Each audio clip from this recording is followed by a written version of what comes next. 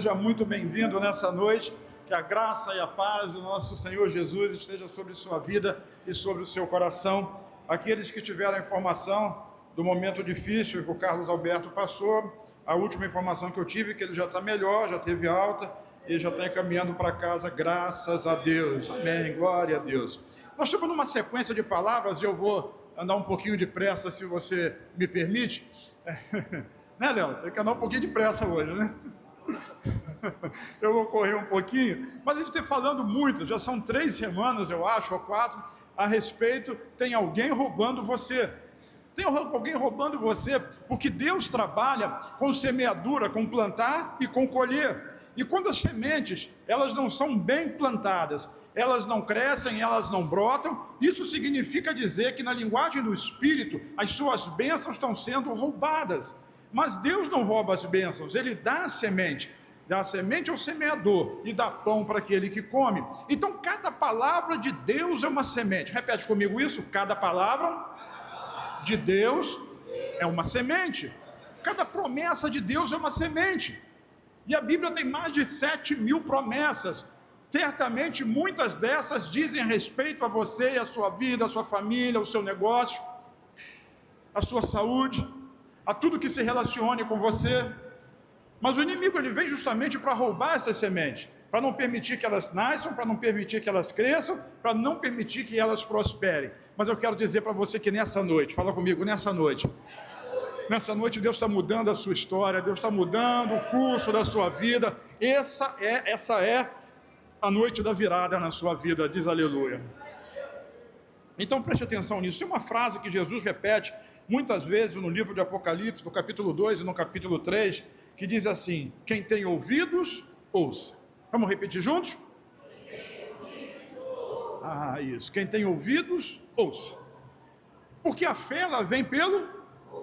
Então, se você tem ouvidos, eu sei que você tem 2, fora os internos, você ouça. Ouça, guarde essa palavra, que ela seja semente no seu coração e que essa semente possa crescer, possa brotar, possa germinar e possa crescer.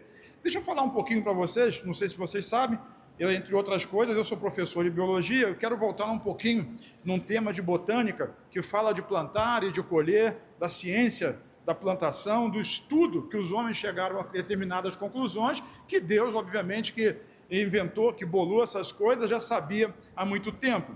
Então, preste atenção nisso, eu vou ser bem rápido. Uma semente que é plantada, uma semente que é semeada, ela está no solo. Ela está no solo esperando condições ideais para ela poder brotar. Essas condições dizem respeito à água, à temperatura e ao oxigênio necessário para que a semente possa brotar e possa crescer, iniciar o desenvolvimento dela.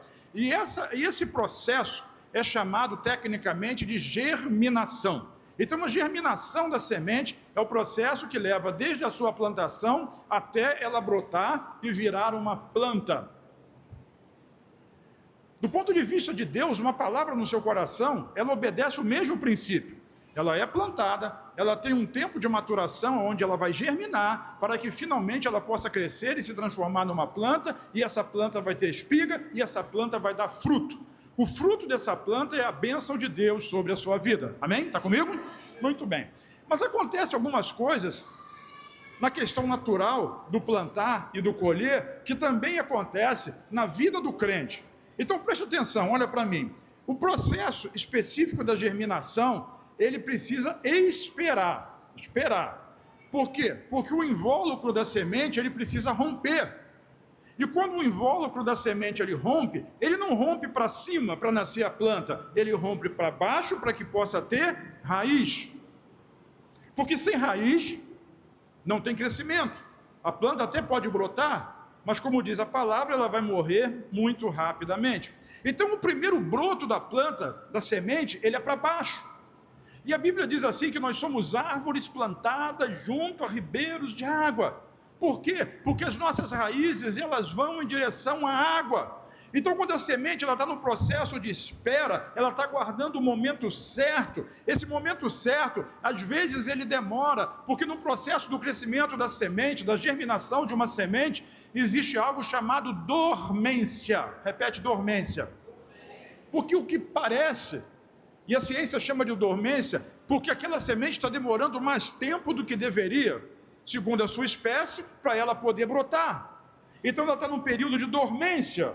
E quando ela entra nesse período de dormência, é necessário que haja um estímulo, diga estímulo, para que ela possa romper, finalmente crescer, para poder dar fruto conforme a expectativa de quem plantou. Eu quero dizer para você nessa noite, irmão, que tem muitas sementes que foram plantadas no seu coração.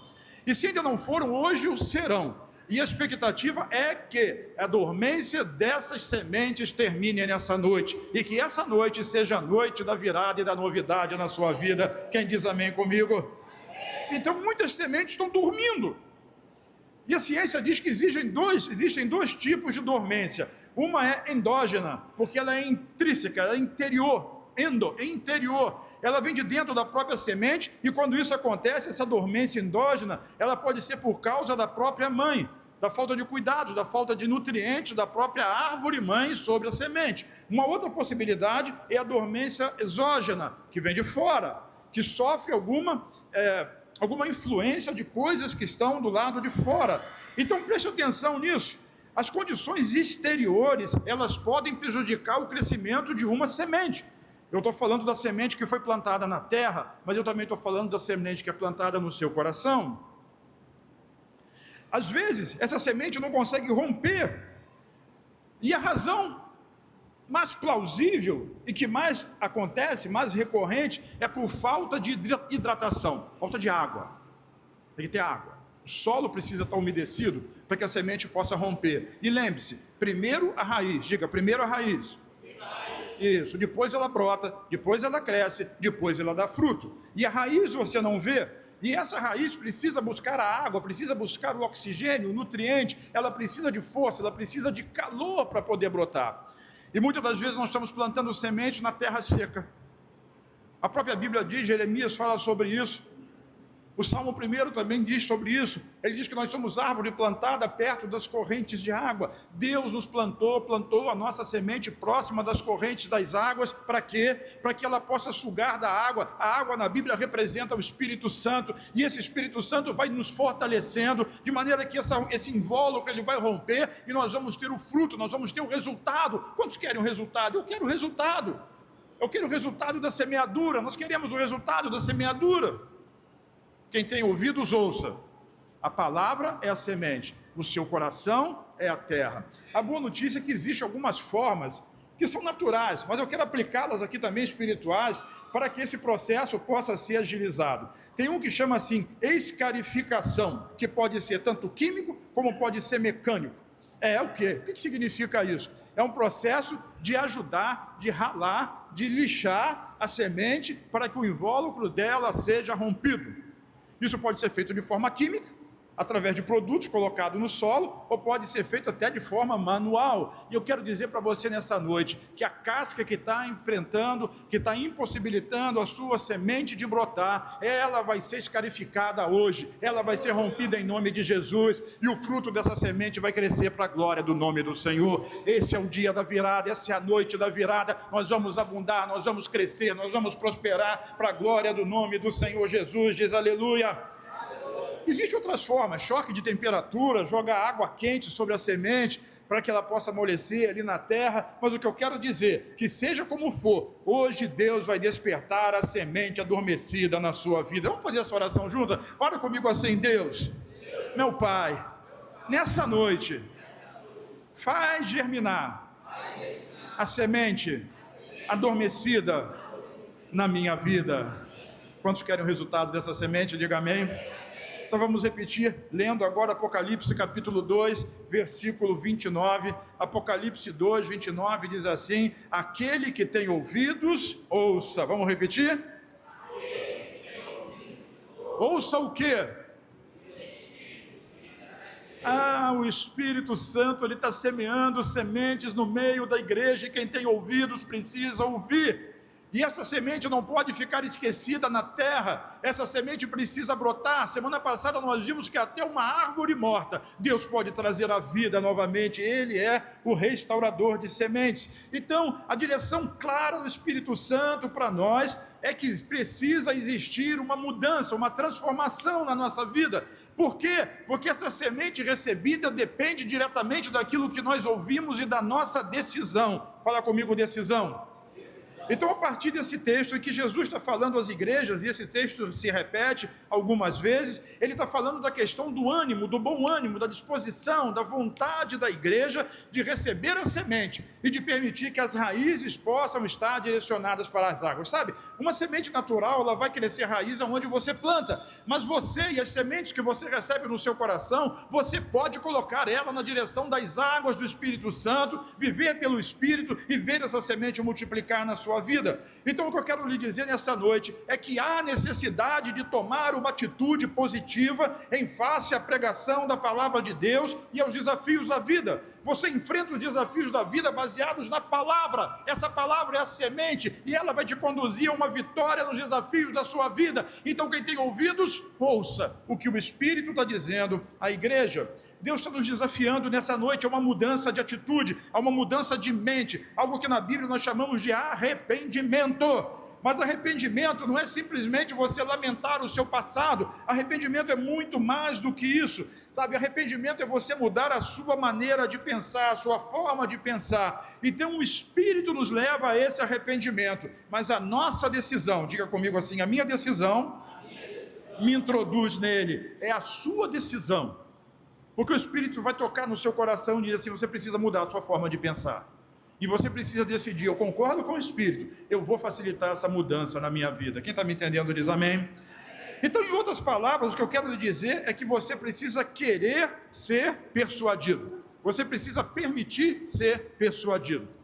Jesus usou esse argumento muitas vezes, quando ele dizia para os fariseus assim, o que vocês estão arrazoando nos seus corações? Eles não queriam receber a semente, eles queriam conduzir e manter a opinião pessoal. Mas Deus agora ele está escarificando. Escarificando é bom, né? Ele está escarificando, a palavra é essa mesmo, essa semente que está no seu coração. Ele vai fazer ela brotar em nome do Senhor Jesus. Diz amém?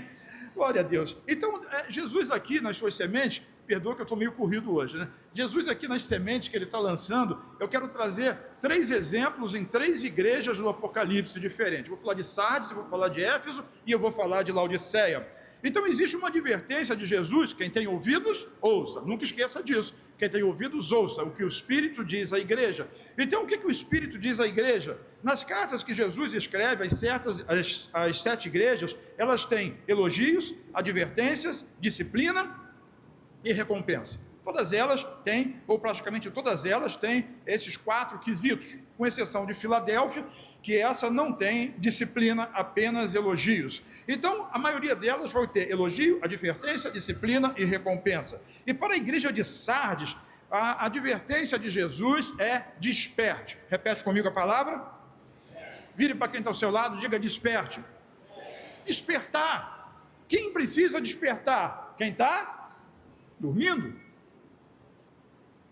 A semente que está dormindo dentro de você, ela precisa despertar hoje. Hoje é o dia dessa história mudar. Olha só o que o Senhor Jesus diz, Apocalipse capítulo 3, versículos 1 e 2, diz assim, escreva essa carta ao anjo da igreja de Sardes. O anjo é o pastor da igreja de Sardes.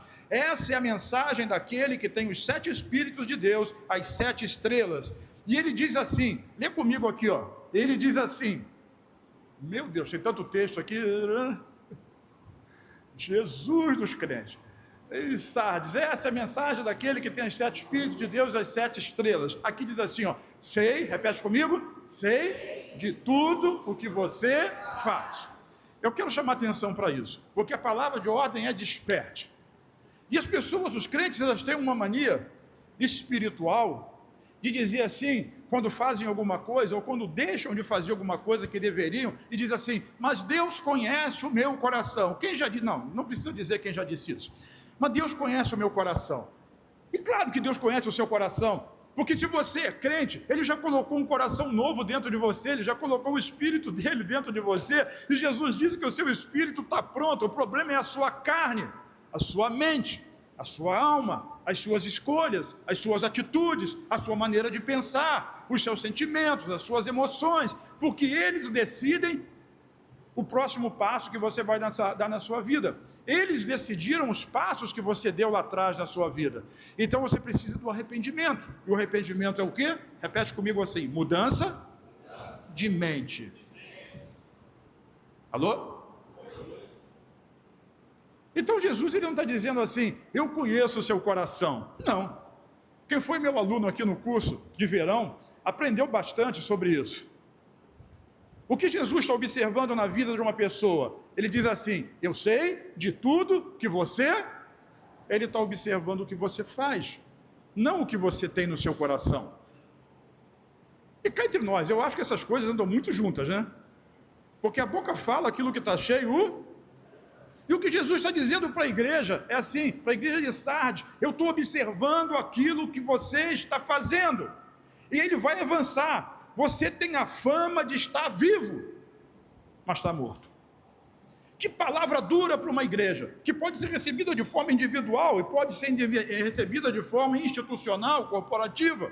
Nós somos uma igreja corporativa. Aqui ele estava falando para o pastor da igreja de Sardes, que era um povo, era corporativo, e estava dizendo, olha, vocês são uma igreja, vocês têm a fama de estar vivo, mas na verdade vocês estão mortos, desperta! Então uma advertência de Jesus, e quem tem ouvidos ouça o que o Espírito diz à igreja, desperta! E ele continua dizendo no versículo 2, fortaleça o pouco que resta um pouquinho, mas esse pouquinho que resta, ele precisa ser fortalecido no Senhor, porque está quase morrendo, não está sobrando quase nada. Ele completa o versículo 2 dizendo assim, eu vejo que suas ações, diga ações, as suas ações não atendem aos requisitos do meu Deus. Diga misericórdia. Essa é a carta, essa é a palavra de advertência, essa é a palavra daqueles que estão deixando suas sementes morrerem e serem roubados, que tem fama de estar vivo, mas está morto. Mas isso é o evangelho da graça, pastor? É. Deus ama todos, diz amém. Você consegue compreender, você que é pai vai entender isso. Se você tem mais de um filho, você ama os seus filhos de maneira igual. Mas tem momentos na vida dos seus filhos, não seja hipócrita comigo, tem momentos na vida dos seus filhos que você fica mais feliz com um do que com o outro. Porque um é mais obediente, porque um é mais dedicado, porque o outro é mais rebelde. Não significa dizer que você não ama o mais rebelde, você ama igualmente a todos, mas alguns recebem e agradam mais o seu coração. Deus é pai, da mesma forma, ele encara assim a vida com seus filhos. Um pai, um chefe de família que tem 4 filhos, ou 5, ele tem uma grande empresa, e os seus 4 filhos têm a idade de adolescência para a juventude, estão estudando, estão fazendo faculdade. E um dia o pai reúne aqueles filhos e diz assim, olha, eu preciso que vocês tenham interesse de ir comigo para a empresa, aprender o funcionamento, aprender do negócio, aprender da administração, aprender do financeiro, aprender do pessoal, aprender de tudo aquilo que diz respeito à nossa empresa.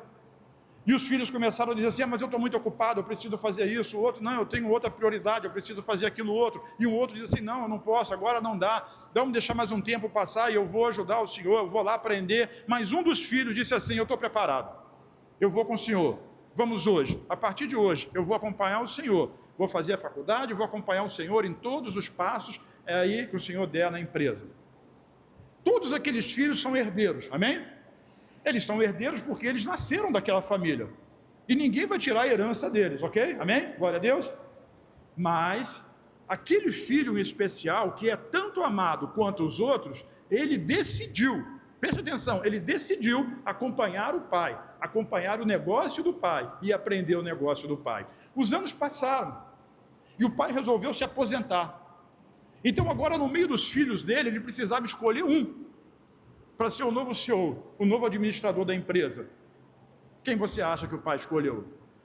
Obviamente aquele que se interessou, aquele que quis participar, aquele que deu resultado, aquele que ouviu a palavra. Ele deixou de amar os outros? Não. Os outros continuavam sendo herdeiros? Sim. Mas um recebeu a honra de administrar os bens de todos eles e de fazer esses bens multiplicar. Deus ama a todos nós igualmente como filhos, mas Ele está observando as obras de cada um de nós. Diz amém? Deus abençoava e amava José, mas também abençoava e amava Simeão, Levi, quem mais? Filho de Jacó. Zebulon, ninguém esquece, Naftali, ele amava Judá, ele amava todos eles, mas José, ele foi o escolhido para poder reinar, para poder governar. Sabe, eu estou dizendo isso porque o Espírito está dizendo isso para a igreja. Às vezes a gente tem fama de estar vivo, mas na verdade está morto. As nossas ações estão revelando a morte. Por quê? Porque nós não estamos fazendo o que deveríamos fazer por amor e pela graça do Senhor Jesus. Para que os nossos frutos possam permanecer, é preciso que nós estejamos nele. Por isso João capítulo 15, versículo 5 diz assim, Jesus diz assim, eu sou a videira e vocês são os ramos. Jesus é e nós somos os ramos. Você não é a videira é Cristo. E ele diz mais, se alguém, e olha que ele usa o se, condicional, se alguém permanecer em mim e eu nele, se houver essa simbiose, se houver aí esse amalgamar, se alguém permanecer em mim e eu nele, esse vai dar muito fruto. Fruto. A semente que está dormindo precisa brotar, e essa semente brotando, ela vai dar muito fruto. Ouça, às vezes a gente tem fama de estar vivo, a gente está aqui, a gente está ali, a gente está rindo, a gente está cantando, mas Deus que olha as nossas obras, as nossas atitudes, os nossos pensamentos, Ele vê o nosso coração e diz assim, olha, você tem fama de estar vivo, mas cuidado, você está morto. Diga misericórdia. Sabe, tem muita gente na vida da igreja que simplesmente executa o exercício religioso. São as obras, faz o que tem que ser feito, mas na verdade não estão em Cristo, estão cheios da justiça que vem da carne. Essa é a advertência à igreja de Sardes. Quem tem ouvidos ouça. A segunda igreja a ser advertida é a igreja de Éfeso. Diga Éfeso. Éfeso foi a igreja mais proeminente, mais espiritual de todas as citadas no primeiro século no Novo Testamento. Ele era uma cidade cheia de macumbaria, de feitiçaria, era um povo muito terrível, muito ligado às artes mágicas, e lá tinha o templo da maior deusa daquela época, que era a deusa Diana dos Efésios. Mas aquele povo, quando recebeu o evangelho através de Paulo, e ele se converteu, eles se transformaram na igreja, no povo mais frutífero, do povo mais profundo nas coisas de Deus e nas coisas da fé. As maiores revelações espirituais estão contidas justamente na carta de Paulo aos Efésios. Porém, Jesus ainda tem uma advertência contra aquela igreja. A advertência de Jesus é a seguinte: você abandonou o primeiro amor. Vamos repetir juntos? Você abandonou o primeiro amor. Sardes tinha fama de estar vivo, mas estava morto. Uma igreja pode morrer? Eu respondo, pode. Claro que pode. Quando Jesus faz uma advertência à igreja, e essa é a palavra que ele entrega para nós, uma igreja pode morrer. Ele adverte o pastor, e o pastor ele tem a responsabilidade de ensinar, de pregar, de corrigir, de confrontar. Mas as decisões, cada um toma por si e responde por elas. Então, estou trazendo um alento. O ladrão de sementes continua roubando sementes, e nós precisamos despertar. Porque muitos de nós podem estar vivos, aparentemente, mas espiritualmente está começando um processo de morte. Não estou dizendo que vai para o inferno, não. Eu não estou falando de salvação. Eu estou falando da vida de Deus, da graça de Deus, da glória de Deus, do buscar a Deus, do ter alegria. Então, quando ele fala com Éfeso, ele diz assim, sabe, você abandonou o seu primeiro amor. Olha o que o texto diz, e vê como é interessante, como ele faz elogios a essa igreja. Então, diz assim, Apocalipse 2:2, conheço as suas obras. Jesus disse o quê? Novamente, ele diz assim, conheço o seu coração. Disse? Não. O que Jesus está observando na igreja? Ele está observando as obras, aquilo que a igreja faz. Daqui a pouco eu vou falar sobre isso um pouquinho mais. Conheço as suas obras, eu conheço o seu trabalho. E ele diz assim, trabalho árduo e a sua perseverança. Isso são elogios? São. Conheço o seu trabalho árduo, conheço a sua perseverança, sei que você não pode tolerar homens maus e que pôs à prova os que dizem ser apóstolos, mas não são, e descobriu que eles eram impostores. E diz mais, você tem perseverado, você tem suportado os sofrimentos por causa do meu nome e não tem desfalecido. Só elogio. Mas, contra você, porém, eu tenho isso. Você abandonou o seu primeiro amor. É uma igreja que faz tudo, que persevera, que trabalha, que enfrenta, que questiona a falsa doutrina. É uma igreja que persevera mesmo suportando perseguição, mas ela está fazendo isso tudo sem paixão. Diga paixão. Sabe, Deus não quer uma igreja robotizada. Deus quer uma igreja apaixonada. E paixão é uma coisa que nós buscamos. A motivação é algo que vem de dentro. É algo que você precisa ser capaz de se motivar, de querer, de desejar. Como o salmista diz, assim como a corça anseia, deseja, almeja, busca a corrente das águas, assim a minha alma tem sede de Deus. Sabe o que é uma igreja morta? É uma igreja que vem, mas ela é uma igreja que vem. Ela vem porque está acostumada, ela vem porque precisa vir, ela vem porque acha que deve vir, mas não tem vida. Uma igreja que trabalha, uma igreja que edifica, o crente que vem, que faz, que trabalha, que faz a célula, que faz o ministério, que trabalha no dia a dia, seja lá no ministério que for, está sempre disposto a trabalhar, está sempre perseverando, está sempre suportando, mas não tem mais paixão, não tem mais amor. É uma igreja que não consegue vibrar, que não consegue olhar para mim, que não consegue receber do Espírito. E não é porque o Espírito não vem, é porque a pessoa está com uma casca grossa na semente que não consegue ser rompida de jeito nenhum. É preciso que essa casca seja rompida na minha vida e na sua vida agora, em nome de Jesus. É claro que nós não podemos julgar uma igreja pela quantidade de amém que se diz, mas se... Eu não sei como se fala amenômetro. Sim, essa peça você vende lá? Aquela que mede a quantidade de amém e a qualidade do amém. Eu não sei como é que chama isso. Vende lá isso? Tem uma promessa que está lá em Romanos que Paulo diz assim: em todas quantas forem as promessas de Deus, em Cristo nós já temos o? Temos o? Sim. E cabe à igreja fazer o quê? Então, assim, até o dizer amém de uma igreja, ela é um sinal de que se a pessoa está recebendo aquela palavra, aquela semente ou não. Nós não tínhamos mudos aqui. Aliás, já tínhamos gente que fala muito. Mas quando dizem na hora de dizer um amém, dizer um recebo, dizer um glória a Deus, inexiste.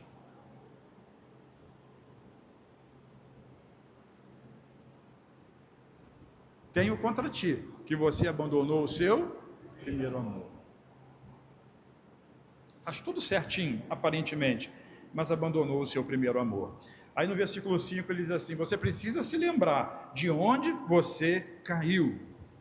E diz mais: se não se arrepender, virei a você e tirarei o seu candelabro. Ele fez um elogio, ele fez uma advertência, e agora ele está dando uma disciplina. Mas existe uma oportunidade, fala comigo, oportunidade de reverter esse negócio. Arrepende. Ele diz aqui: arrepende-te e pratica as obras que praticava no princípio. As obras de paixão, as obras de amor. Então Deus não conhece apenas o seu coração, Ele conhece, mas Ele também conhece as suas obras. Ele diz claramente que observa as suas obras, ou seja, Ele observa aquilo que você tem feito, como você tem feito, por que você tem feito, ou por que você tem deixado de fazer com aquilo que Ele te deu. Quantos são profundamente amados? Todos somos. Quantos são abençoados, grandemente abençoados? Todos somos. Quantos são vencedores em Cristo Jesus? Se é crente, todos somos. E a grande questão de Deus, de Jesus, quando Ele diz eu conheço as suas obras, é o quê? O que você tem feito com amor, com a graça e com o favor de Deus sobre a sua vida. Na parábola do talento, ele diz que teve um que multiplicou e teve outro que escondeu. Jesus não olhou o coração de ninguém. Quando ele volta, ele diz assim: vamos dar conta. Eu escondi, servo mau. Sabe, Ele está olhando para as nossas obras, o que eu estou fazendo, o que são obras? Obras não dizem respeito à salvação, mas dizem respeito ao que eu estou fazendo com o talento que Deus me deu, o que eu estou fazendo com a graça que Deus me deu, o que eu estou fazendo com o Espírito que Deus me deu, o que eu estou fazendo com a salvação que Deus me deu. Ele tirou você do império das trevas e transportou você para o reino do seu Filho amado. Ele te salvou do inferno, da morte eterna, do lago de fogo, da perdição. Ele curou sua vida, restaurou sua família, restaurou seu pensamento, te deu emprego, te deu trabalho, e se você não tem mais dessas coisas é porque você não quer, não está deixando que a semente brote. Tudo isso é promessa dele, tudo isso está incluso no pacote de salvação. E o que você está fazendo com isso tudo? O que você está fazendo para ele? Essas são as obras que ele quer. Ele quer que você mostre gratidão, paixão, interesse. Não porque você é obrigado, mas porque você o ama. Porque você deve ter uma dívida de gratidão com o Senhor Jesus. Mas o que acontece? As pessoas, cada uma delas, estão preocupadas com seus próprios problemas. E a grande questão de se preocupar com seus próprios problemas, não estou dizendo que você não os tenha e nem tenha que se preocupar com eles. O que eu estou dizendo é que a grande questão de se preocupar com seus problemas é que quando você se preocupa demais com eles, você está confiando de menos em Jesus. E aí você entra num choque de realidade.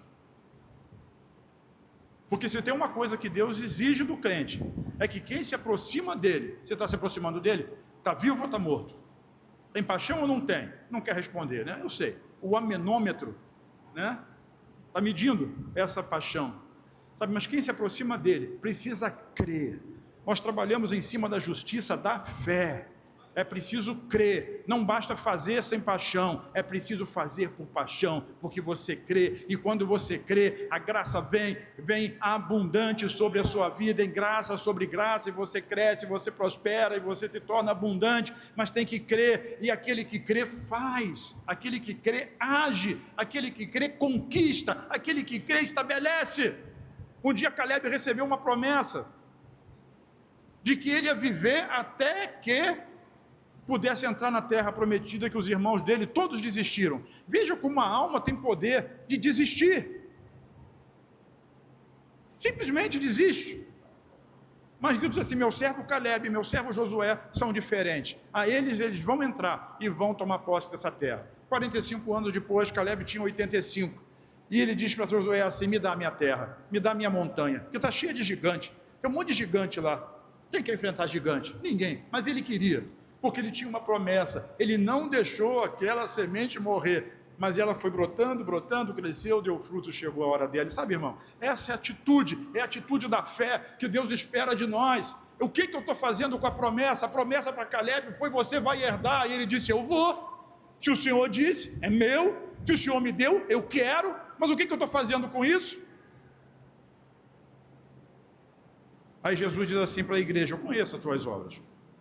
Tem fama de estar vivo, mas está morto. Acha que está ganhando, mas está perdendo. Acha que está tudo bem, porque está desempenhando o seu papel, mas não tem amor e não tem paixão. Não está bem. É preciso mudar, é preciso arrepender. 2 Coríntios capítulo 6, versículo 1, diz assim, vamos ler junto essa palavra? 2 Coríntios 6, 1 diz assim: como cooperadores de Deus. Quem é o cooperador de Deus aqui? Nós estamos cooperando em uma grande obra. Você sabia que essa grande obra é um negócio de família?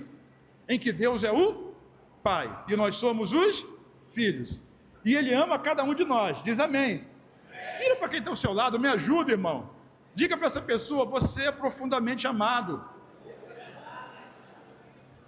E Ele está dizendo assim: meus filhos, reuniu a igreja, diz assim: meus filhos, vamos fazer um jantar. Oh, meu Deus, agora eu estou dizendo para vocês, quem é que quer trabalhar comigo no negócio da família?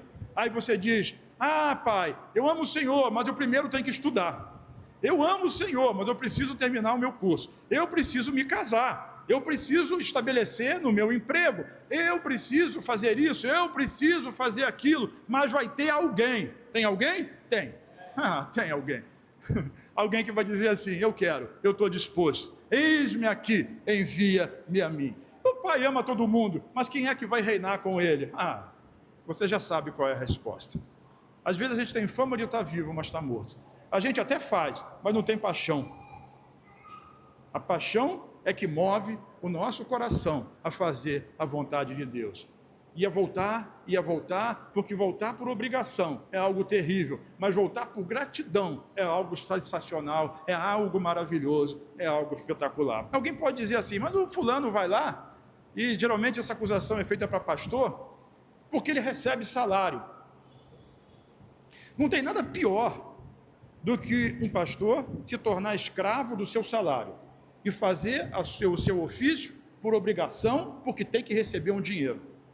Ele pode até estar produzindo, mas abandonou e perdeu o primeiro amor há muito tempo.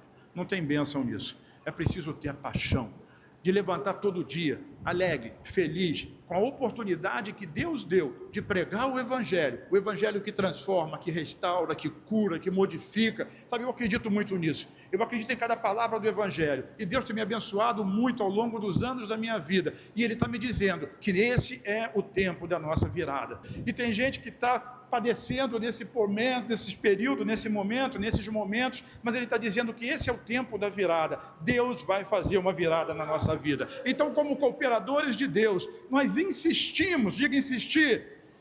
Sabe, insistir é de Deus. Então eu preciso insistir com você daqui. Se você tiver um relacionamento comigo, de pessoal, ou seja, pelo WhatsApp, ou seja, tete a tete, eu preciso insistir com você. Eu me reúno com os pastores toda semana e insisto com eles. Eu posso controlar as decisões deles? Não, mas eu continuo insistindo com eles. Para quê? Para que eles não recebam em vão a graça de Deus. Vire para quem está ao seu lado e diga: por amor a você, porque se você se ama, não receba em vão a graça que Deus te deu. Não receba em vão. O que é receber em vão? Receber em vão é abandonar o primeiro amor, é parecer estar vivo, mas está morto. Isso é receber em vão. E Jesus está olhando para as nossas obras. Quem tem ouvidos, ouça o que o Espírito diz à igreja. Cada um deve avaliar, mediante a palavra do Senhor, aquilo que está vivendo, aquilo que está experimentando, qual é a experiência da sua vida, qual é a dedicação e qual é a motivação da dedicação. Isso é uma questão de muito ânimo. Eu ia usar a palavra anímica. Aí, quando eu fui estudar a palavra, é claro que tem a ver com ânimo. Mas tem um grupo religioso, que eu não vou dizer qual é, porque está gravando para o YouTube, que usa muito isso, ligado à questão de reencarnação, de vida depois de morte, mas não sei o quê, mas é a questão de ânimo, desperta, não abandone o primeiro amor. Você percebeu que tudo isso passa pela sua decisão? Não tem a ver com Deus, tem a ver com não receber em vão a graça, a abundância da graça. Não receba ela em vão. Ela precisa dar fruto. E quem é que pode fazer isso? Não é Deus. O que Ele tinha que fazer, Ele já fez. Agora cabe a você. Vira para quem tem ao seu lado e diga: desperta. Vira para outra pessoa e diz assim: volte ao primeiro amor. Eu quero ir agora para a terceira igreja, que é a igreja de Laodiceia. A igreja de Laodiceia, profeticamente, ela representa a igreja contemporânea, que é uma igreja cheia de eventos, cheia de programas, cheia de entretenimento, mas tem muito pouco da vida de Deus na realidade. Essa igreja, ela acha que sabe tudo em todas as formas, ela tem todos os mecanismos e todas as fórmulas para chegar ao sucesso. Tem recursos, mas ela é surpreendida por Jesus. A palavra de advertência para essa igreja é: seja diligente. Repete comigo. Diga de novo: seja diligente.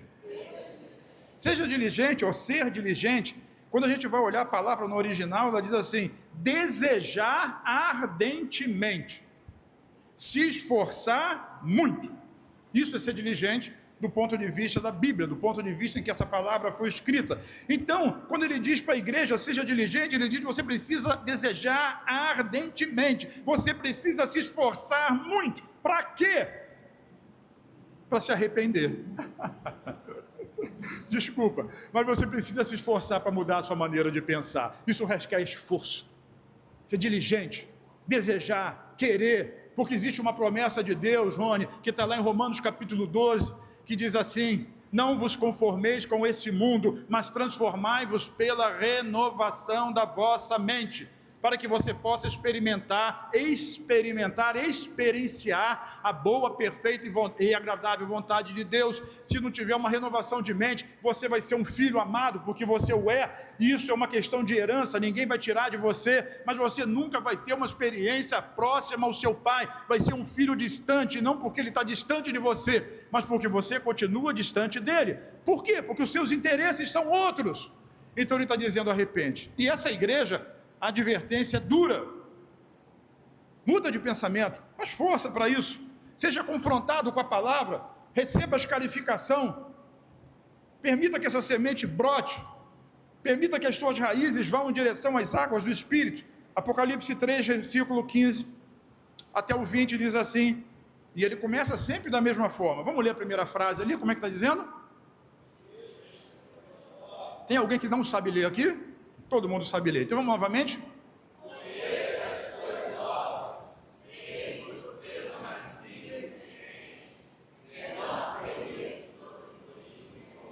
Tá bom. Vamos começar pensando que ele sempre diz a mesma coisa: eu conheço as suas obras. Me ajuda aí. Não receba isso de maneira pejorativa. O irmão que está do seu lado só está me ajudando, tá? Diga para essa pessoa que está ao seu lado assim: ele conhece o que você faz. Ele sabe, você sabe disso. Ele conhece muito bem o que você faz. E é justamente isso que ele avalia. O que você está fazendo. Não o que você está fazendo da sua vida. Você faz da sua vida o que você quiser. É um direito que te assiste. É o que você está fazendo com o que ele te deu. Tem gente que olha para a mão assim, acha que Deus não deu nada. Isso é um grande engano. O que você está fazendo com aquilo que ele deu para você? Essa é a grande questão. Eu conheço as suas obras. E aí, para essa igreja de Laodiceia, que é a igreja contemporânea nossa, ele diz assim: eu sei que você não é frio, nem é quente. Eu falei de manhã, vou falar de novo, o Thiago tinha um treinador lá no basquete do Fluminense. E como a torcida não ia lá, então ficava aquele vazio, e eu estava lá. E quando o time de basquete do Fluminense que o Thiago jogava estava mal, ele dizia assim para eles, parava o jogo num tempo e tal, e dizia assim: mas vocês estão num tanto faz, tanto fez, indiferentes, inertes. Se ganhar, ganhou, se perder, perdeu, se der, deu, se não der, não deu. Eu estou fazendo o meu, e o que acontece com o time não é problema meu, e eu faço o meu do jeito que dá. Acho que era isso que ele queria dizer, né?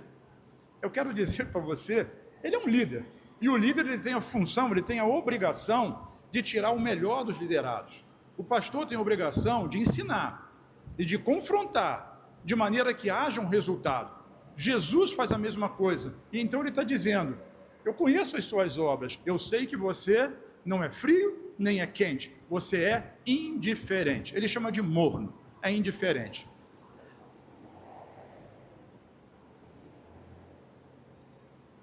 Eu acho uma coisa muito desagradável, ainda bem que lá em casa não existe isso. Se eu estou tendo algum tipo de discussão com a minha mulher, não é discussão de briga, mas é discussão de discutir algum assunto. E a pessoa faz, no caso, se fosse ela não faz isso, faz assim, ó. Isso significa? Tanto faz. Quem diz tanto faz é porque não se importa com nada. Não está nem? Tem fama de estar vivo, mas está? Ele está falando para a igreja. De manhã não consegui falar sobre isso, mas em nome de Jesus eu vou conseguir. Se não conseguir, acho que eu vou falar agora. Pode ser que não dê tempo. Ele está falando para a igreja, para uma igreja que tanto faz, uma igreja que acha que é enriquecida. Então ele diz assim, olha o versículo 16: assim porque você é morno, é indiferente, não é frio nem quente, eu estou a ponto de vomitá-lo da minha boca. Nojento, vômito. O que significa ser vomitado da boca do Senhor Jesus?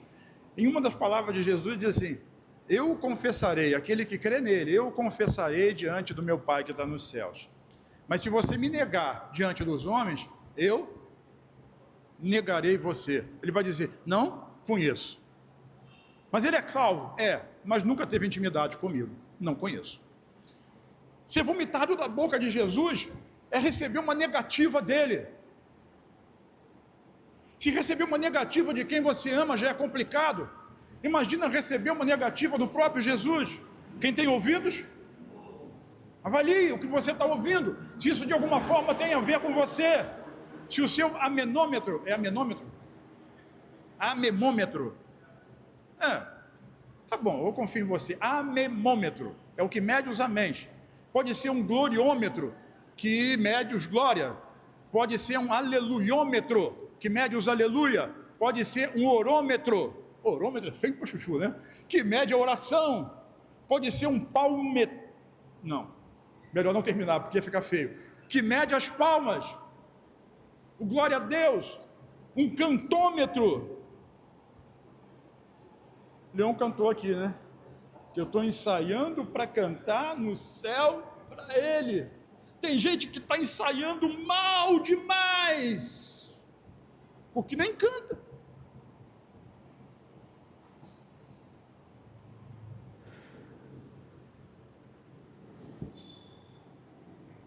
Estou a ponto de vomitá-lo da minha boca. E o que você diz? Qual é a resposta? Crente tem sempre argumento. Jesus diz assim: você diz, eu estou rico. Estou rico. Adquirir riquezas, não preciso de nada. Ele não está falando de dinheiro. Eu aplico isso como sabedoria, como conhecimento. Por exemplo, eu fiz um curso de verão, terminei quarta-feira passada. Nessa quarta-feira nós vamos ter um coquetel de encerramento. Esse curso foi aberto com inscrições para 17, para 44. Juntos os dois prédios dão mais de 200 pessoas. Nós terminamos a última aula, não tinha 20 pessoas, menos de 10%.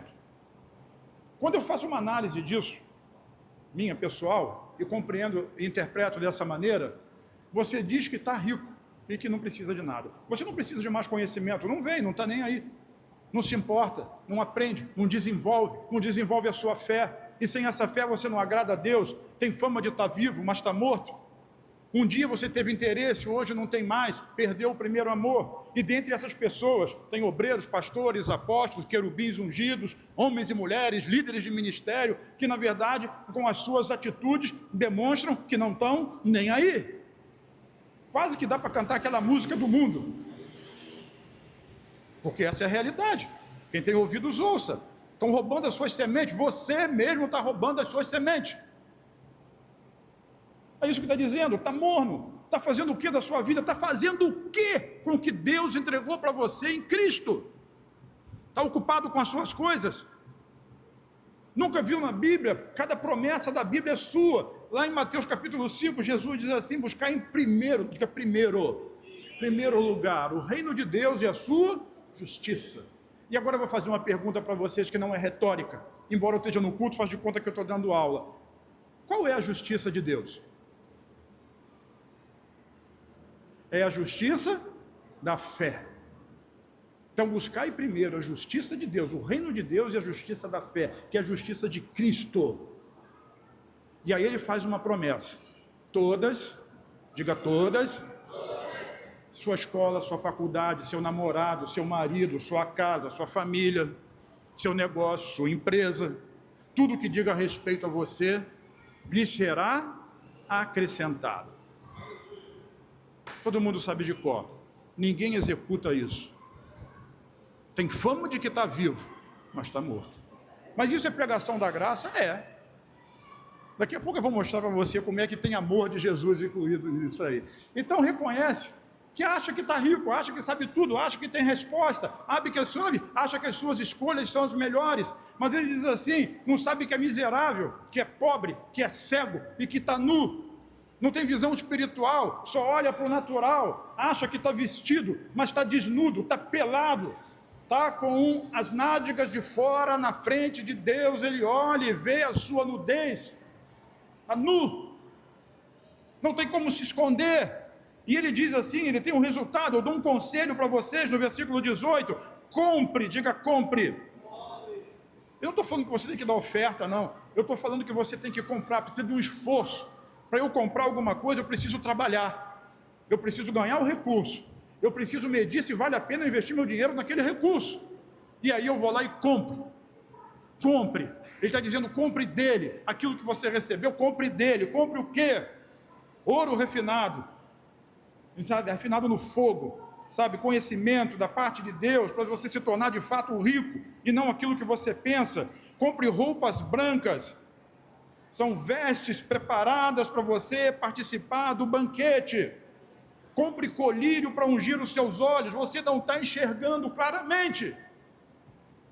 Eu olho para esse texto e vejo um pai, eu não sei se hoje os pais fazem isso, sentando o filho e dando sermão. Quem já recebeu o sermão do pai? Pouca gente recebeu o sermão do pai, né? Você recebeu o sermão do pai? Não vem com aquela conversa para cima de mim de novo, tá? Aquela que tu sabe, senão vai ter de novo. Sermão. Jesus está sentado você está achando que é rico, mas você é pobre. Você acha que sabe tudo, mas não sabe nada. Não sabe nada da vida. Pai diz isso para filho. Não tem experiência, não tem prática, não tem vivência. Compra de mim, aprende comigo. É isso que Jesus está dizendo. Compra dele, aprende com ele. Enxerga como ele enxerga. Tu quer ter sucesso na vida? Se você quer ter sucesso da forma de Deus, essa é a maneira. Quem tem ouvidos, vejo que todos aqui têm ouvidos. Então ouça, é isso? Ouça. Deixa essa planta, deixa essa semente crescer na direção das águas. Você ouve um monte de coisa. Tem gente que está aqui que está batendo papo com o vizinho. Está ouvindo o vizinho, não quer ouvir Deus. Vai receber na sua medida. E eu preciso insistir, é uma ordem que Deus dá para mim. Não me levem a mal, ou levem, mas essa palavra precisa ser dita. E isso é graça de Deus. Ele diz assim, vamos ver o versículo 19, para eu tirar todas as dúvidas de vocês. Estou acabando. Não devia dizer isso, né, Léo? Não, não devia. Mas já disse, vai fazer o quê, né? Vamos ler comigo? Quantos são amados? Eu não vou perguntar, mas você não responde, tá? É retórico. Quantos aqui são amados? Quantos de vocês que são amados se sentem disciplinados por Jesus hoje? Porque o que ele está dizendo é que se você se sente disciplinado, é porque ele ama você. Agora, se você não se sente disciplinado, você precisa receber Jesus como seu Salvador nessa noite. Você não é filho, você não faz parte da família. Você está recebendo essa palavra de maneira dura e de maneira incrédula. É pior do que tanto faz, tanto fez. É que você não acredita nisso. Então você precisa de Jesus. E se você já tem Jesus no seu coração, compreenda que essa disciplina é porque Ele ama você. Todos nós somos amados. E um pai disciplina ao filho a quem ama. O problema do filho é que ele não quer aceitar a disciplina do pai. Porque chega um momento que ele acha que sabe mais do que o pai. E talvez você saiba mais do que o seu pai físico, biológico mesmo. Muitos de vocês sabem. Os meus filhos já têm conhecimento que eu nunca tive. Mas nós estamos falando de Deus. Não se ache o esperto. Você nunca vai saber, nunca vai ter mais experiência do que Deus tem a respeito de você mesmo. Eu disciplino aqueles que eu amo. E aí ele diz, seja, oh meu Deus, seja diligente e se esforce, deseje, queira. Quer mudar? Tem que partir do seu esforço. Desperta, acorda, levanta, volte ao primeiro amor. Percebe? Que Deus já fez o que tinha que fazer. Agora Ele está esperando uma atitude da nossa parte. Quem tem ouvidos ouça que o Espírito está à igreja. Diz a igreja. E o pior de tudo, pelo menos eu acho. Versículo 20 diz assim, olha lá. Jesus diz, vamos ver o que Jesus diz? Eis que estou à porta aí.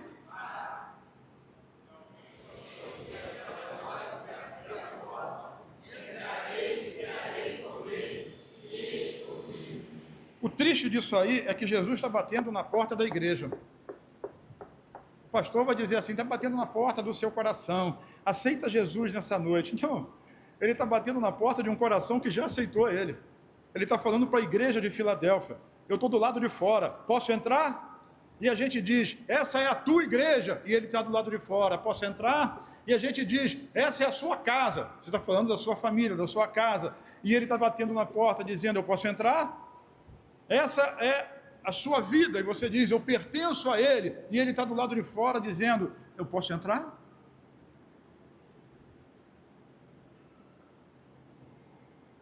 E Ele coloca uma condicional, está bem ali, ó. Se, quando Ele diz se alguém é qualquer um, alguém pode ser você, mas talvez você seja ninguém, mas se alguém, qualquer um, ouvir a voz, alô? Se algum de nós, se você ouvir a voz, ele diz assim, eu vou entrar. Mas ele só entra se for convidado. Mas eu já recebi Jesus no coração. Você recebeu o Salvador. Você precisa receber o Senhor. aquele que toma o controle, não aquele que é coadjuvante no filme, no roteiro que você está escrevendo a respeito da sua vida. A vida de fulano, segundo fulano. A vida de Fernando, segundo Fernando. Isso é o que você está escrevendo. Mas o que você precisa compreender, que tem que ser a vida de Fernando, segundo Jesus. Isso é segredo, isso é certeza do sucesso. Entrega o seu caminho, confia. Quando você entrega o seu caminho ao Senhor, é Ele que vai ditar aonde você vai colocar o seu próximo. Quando eu era novo, eu fazia isso aqui equilibrando, né? Mas o próximo passo. Magrinha.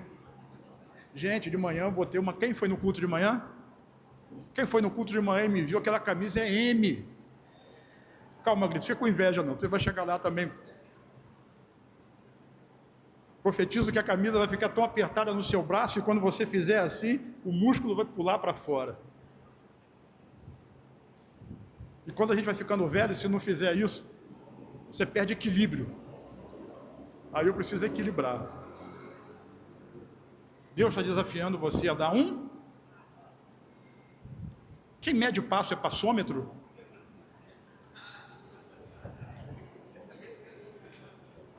Eu estou divertindo você, mas está doendo, né? Porque isso aqui, talvez no final não seja tão divertido.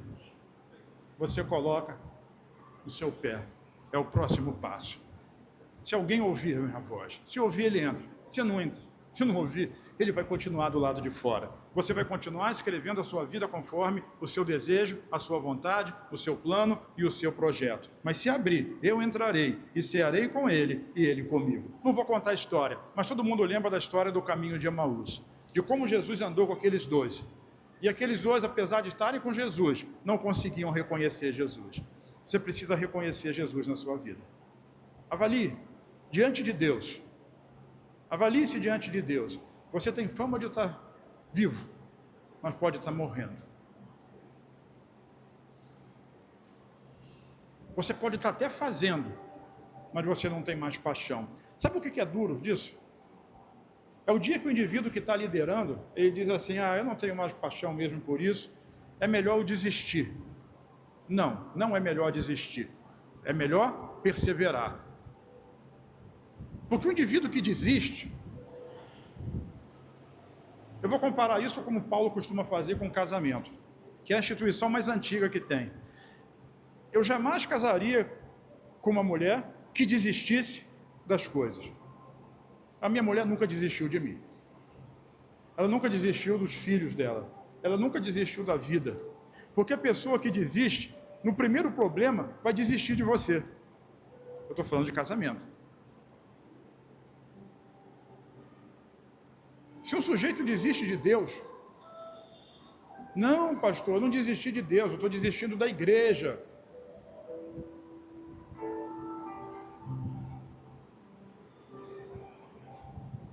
Jesus morreu pela igreja.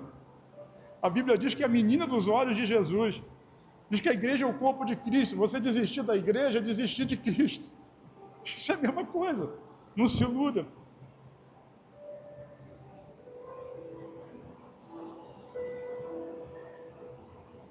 Eu estou procurando para ver se a pastora está lá atrás, né? Porque tem certas coisas que eu não posso falar, porque isso pode dar... Está ali fora? Será que dá para ouvir? Trair a você, né? Claro que dá, né? Quer me botar na furada, né? Voltou lá. Não desista, não desanime. Eu estou tentando convencer ela a vir ministrar para os líderes um Bethel Home.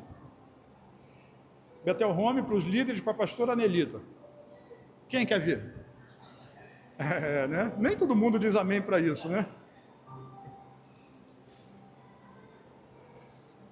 Eu sou um mestre, eu ensino a palavra, eu profetizo e eu prego, mas ela tem o dom de jogar água quente na semente.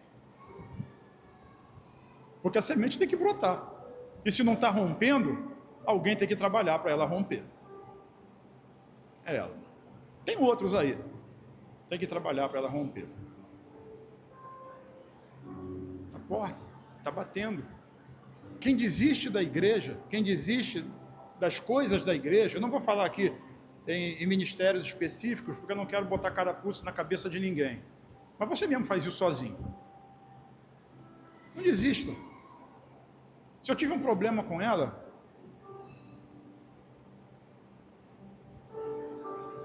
eu não vou desistir dela por causa do problema. Nós vamos resolver o problema. Você quer falar comigo? É? Então. Ela quer falar comigo. Fica quietinha aí.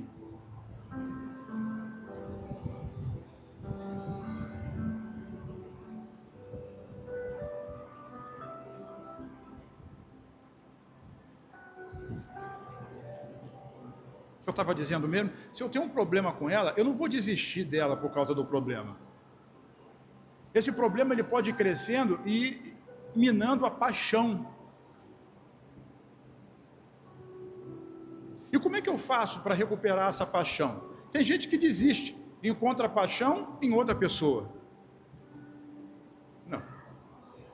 Eu preciso renovar o meu amor e a minha paixão pela pessoa que eu amo. Porque eu tenho um compromisso de vida com ela. E a decisão de renovar essa paixão, ela é minha. Eu estou falando de casamento. Nós somos casados com Jesus.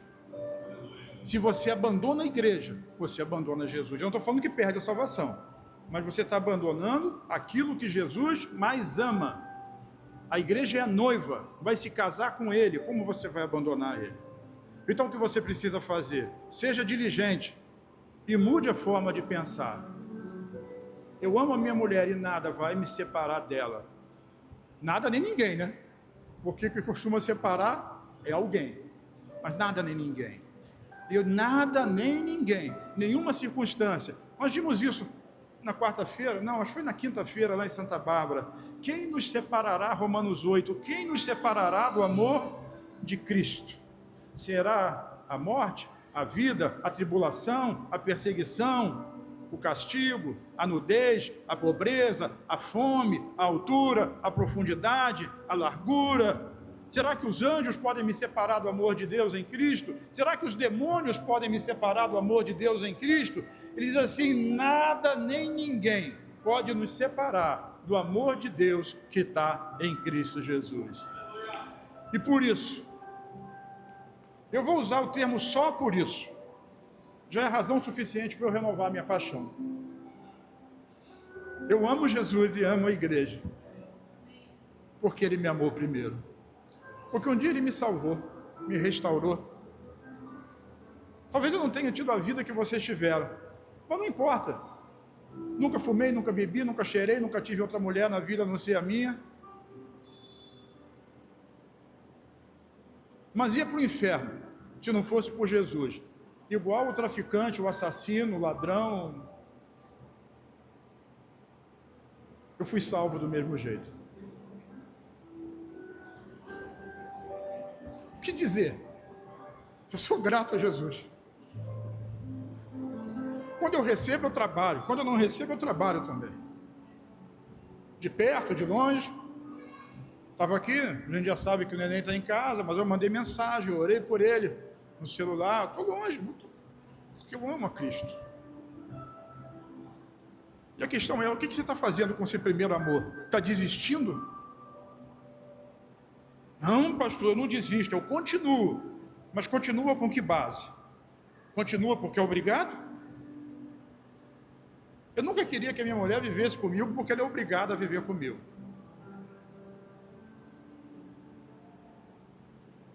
Não é. Ela vive comigo porque me ama. Como não amar? Jesus é meu irmão mais velho, ele é perfeito. E a Bíblia diz que assim como ele é, eu sou nessa terra. Eu amo ele. Porque eu sei que ele me ama. Às vezes a gente tem fama de estar vivo. Você, mas está morto. Está morrendo. Ele diz, falta pouquinho. Eu conheço a sua vida. Eu conheço a sua... Eu não conheço, ele conhece. Graças a Deus eu não conheço a sua vida nem a sua história, mas ele conhece. Você é até perseverante, mas está faltando o primeiro amor. Não viva uma vida de tanto faz, tanto fez. Último versículo, Leão, aquece os dedos. Efésios 5,14 diz assim: por isso é que foi dito. O que foi dito? Esperto.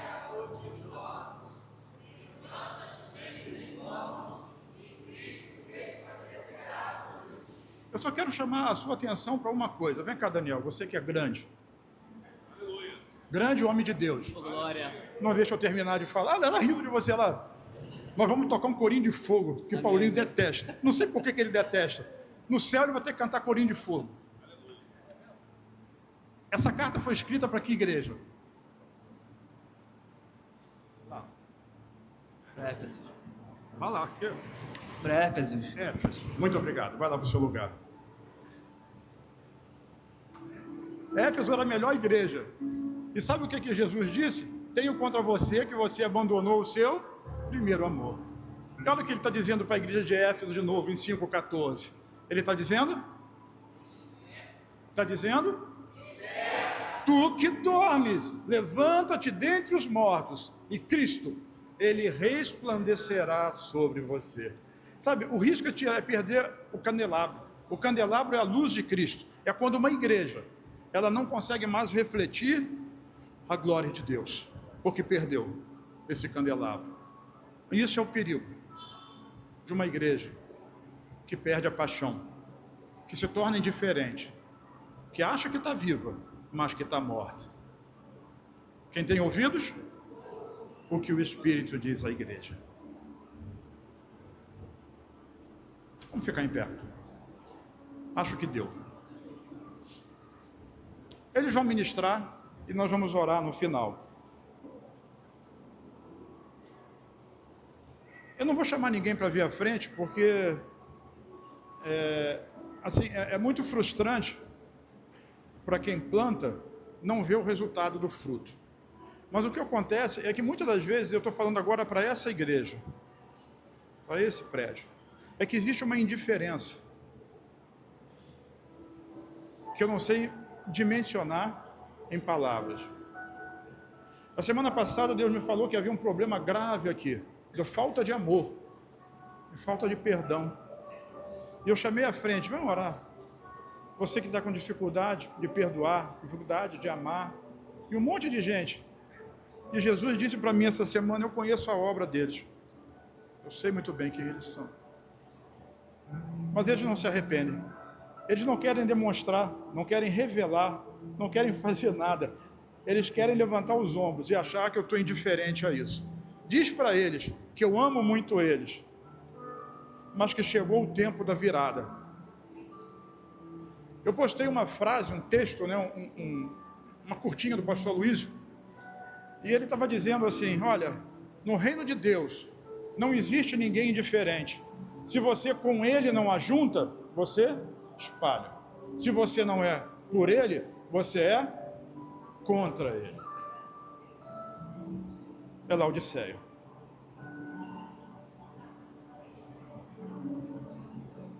Então eu vou deixar que o Espírito Santo mesmo conduza você nesse momento.